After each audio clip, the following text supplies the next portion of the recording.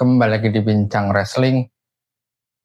Baru aja Karrion Kross dan Scarlett Bordeaux itu keluar dari WWE bukan karena apa-apa, tapi kontraknya nggak diperpanjang sama WWE. Banyak orang bilang, wah we want Kross gitu. Terus, dan crowd juga udah lumayan oke sih buat Karrion Kross. Crowd ada di belakangnya chanting we want Kross. Gue ada dari sudut pandang yang berbeda gitu. Gue ada dua sudut pandang. Sebenarnya gue udah setuju Karrion Kross kembali ke WWE. Kenapa?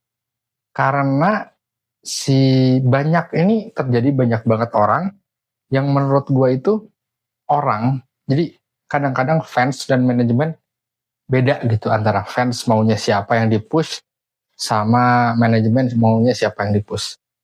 Dan gue setelah nonton wrestling dari tahun 99 sampai sekarang, which is hampir gue gak tahu berapa puluh tahun, 20 sekian tahun, gue ngeliat kalau emang ada benernya juga si kenapa manajemen gak nge-rekrut atau gak nge-push si Karrion Kross gitu. Karena menurut gue, kita ambil banyak contoh lah. Jadi kayak dulu ada Daniel Bryan atau CM Punk, terus Cesaro gitu. Gue dulu zaman orang yang pengen banget Daniel Bryan dipush jadi world champion, CM Punk dipush jadi world champion main eventer, Cesaro dipush jadi main eventer. Apakah itu membuktikan mereka jadi worth it jadi main eventer? Nggak juga menurut gue. Contoh kayak Daniel Bryan waktu itu, Daniel Bryan tahun 2013 ketika waktu itu dia dipush jadi, kan waktu itu dia waktu itu udah crowdnya udah mulai kayak Kross gini nih, udah mulai di belakang Bryan, terus akhirnya dia dipush tapi nggak jadi nge-push, terus akhirnya di SummerSlam dia jadi world champion, terus tiba-tiba sama Randy Orton kasih Money in the Bank. Dari situ dia crowdnya organik naik sendiri gitu, dan dia sebuah hal yang legendary. WrestleMania 30 dia ngalahin Triple H, dia dua match ngalahin Triple H dan Batista Randy Orton dalam waktu yang and the same night gitu. Menurut gua storyline-nya cukup epic, cukup oke. Tapi sayang setelah itu dia jadi cedera kan si Daniel Bryan waktu itu. Tapi ada momen dimana 2 bulan sebelum dia cedera, sebelum dia relinquish WWE Champion itu, gue gak ngelihat dia tuh jadi main eventer worthy. Untuk jadi menuju ke main eventer worthy-nya oke. Tapi untuk ketika dia di top of the mountain-nya enggak menurut gue. Terus kayak CM Punk, waktu itu Summer of Punk, wah bagus banget jadi champion. Terus akhirnya dia jadi champion, terus menang dari John Cena, ada Alberto Del Rio cash in, seru lagi, terus dia jadi champion berapa ratus hari. Menurut gue gregetnya hilang gitu di CM Punk. Gue gak tahu waktu itu karena dia baby face atau karena dia emang bagusnya heel. Ini mungkin debatable ya sama lu Punk fans atau Daniel Bryan fans atau apa, tapi gue gak ngeliat dia tuh jadi main eventer worthy gitu. Apakah dia menurut gue dia main eventer worthy, tapi bukan levelnya, susah gitu untuk masuk di level Cena gitu, karena orang-orang emang attraction aja gitu. John Cena, Roman Reigns, Brock Lesnar, Stone Cold gitu, emang udah levelnya di sana. Mau ada apapun tidak champion, mau dia from zero to hero, mau itu hero to villain, mau gimana pun dia cocok banget itu meranin itu. Dan Cesaro kan belum pernah jadi world champion ya. Ketika dia dipush terus akhirnya dia nggak pernah dapat world champion di WWE, terus dia ke AEW udah hampir 2 tahun sekarang. Gue ngeliat gimmick Cesaro tuh yang emang main eventer worthy gitu. Karena ini juga mirip kayak kasus Cody Rhodes ya. Cody Rhodes waktu pas dulu di push WWE jadi mid carder, ya emang levelnya di situ dia nggak mencoba untuk bagaimana untuk jadi level main eventer.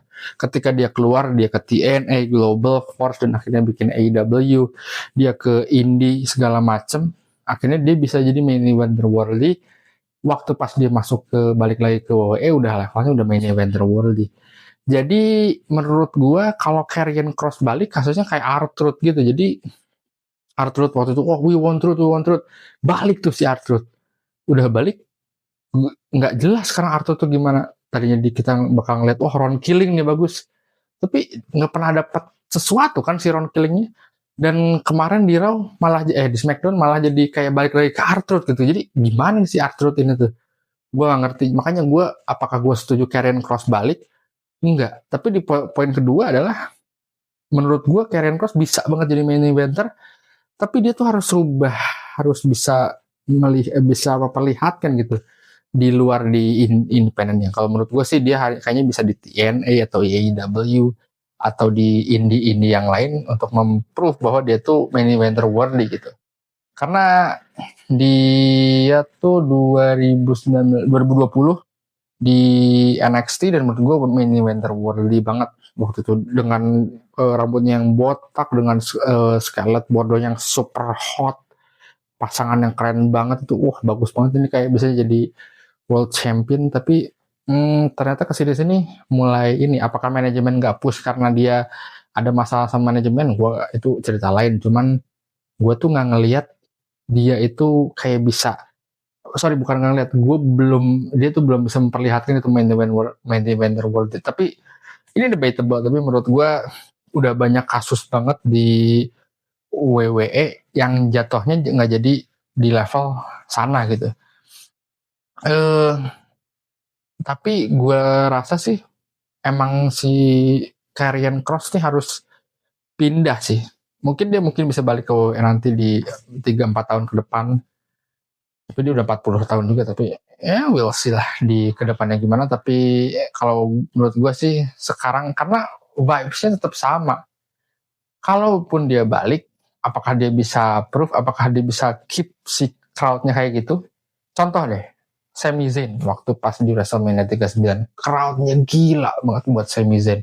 Crowd tuh pengen banget Sami Zayn menang World Champion dari Roman Reigns. Ketika dia udah menang Tag Team Champion sama Usos waktu itu, apakah dia bisa keep crowd-nya? Enggak juga. Jadi crowd itu, udah dia menang, udah hero.